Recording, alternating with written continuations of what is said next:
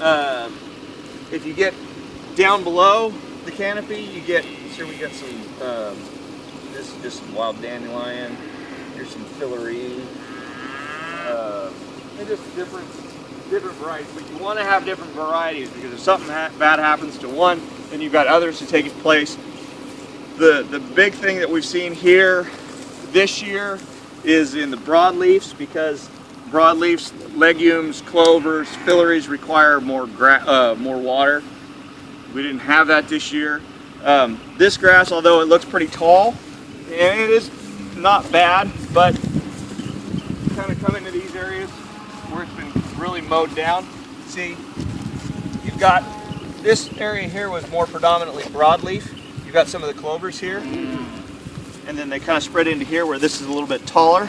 But see, what I'm talking about with the drought issue is this is broadleaf, required more water, didn't get it. Yeah. So it's thinned out, and it's just one of those things. On the, where'd those dogs go? Oh, they're over there. Help! Tag! Blue! Help! I don't like them chasing the cattle unless I tell them to. They were just kind of stalking. Yeah, that's fine. Down. Down. Do me a favor. Don't pet him yet. All right. Down.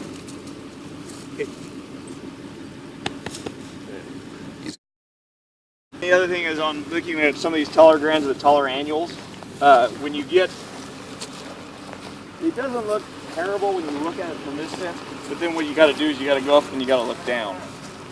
And that's where really the cost of drought is, because if you look at the bare earth here, this really should be covered over.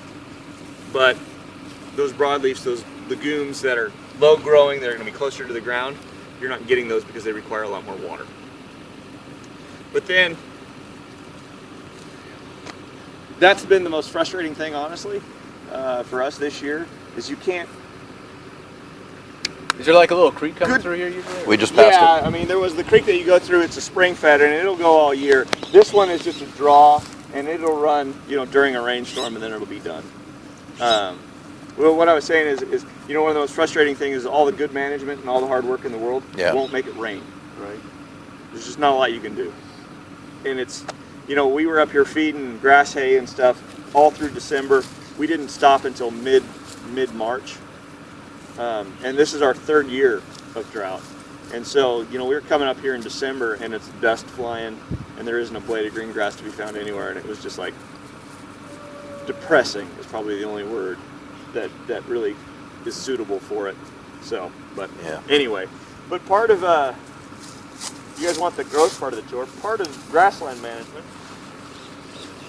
is The pies. and why this is important. Here, you kind of seeing that, and what you get in a healthy grassland.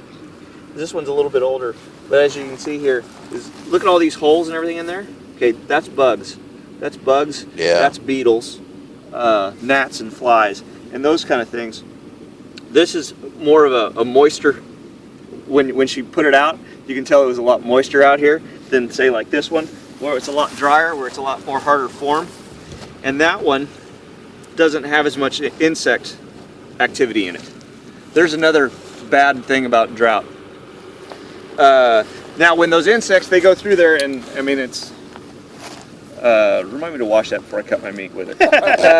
Oh, we will. First the birds will come through here and they'll scratch it out and they'll spread it out, and they'll eat whatever bugs and grubs or whatever else is in there. And then the bugs then move out and they bring that stuff. Do you see a lot of beetles around? Because they live underground. They're going down into the soil. So they're taking those nutrients, those nitrates, all that stuff, and they're moving that back down into the program. Now that's why you want to have like biodiversity. Yeah. That's why something like this from a natural standpoint is a lot healthier than say driving by a wheat field. Right, where a wheat field is maybe taller and looks great and green and everything else, but those nitrates were all put on. Those pesticides are all put on. So you're not those adding herbicides, anything. We're not doing any of that stuff. This is our. So I always say commercial fertilizer, because we already have a ton of natural fertilizer. Yeah. And they spread that out. You So you don't add to it in any way, even seed or anything like that? We have experimented with that in the past, where we feed a loose mineral. It's a foothill mineral, high magnesium, which it keeps cattle from bloating and everything else. Just mineral supplement like anything else. We have experimented with mixing clover seeds and different seeds into that mineral, and then the cattle disperse that on their own as they pass it. I don't know how that works. I might have wasted a couple $100 on it. But then again, when we did that 2 years ago. Again, it was another dry year, so it's really hard to say, well, did we get an impact of it, the next year or not? This, where you're standing now, burned 2 years ago, and that was why we did it. It's like, all right, well, those cattle are still going to be going into that impacted, burned area.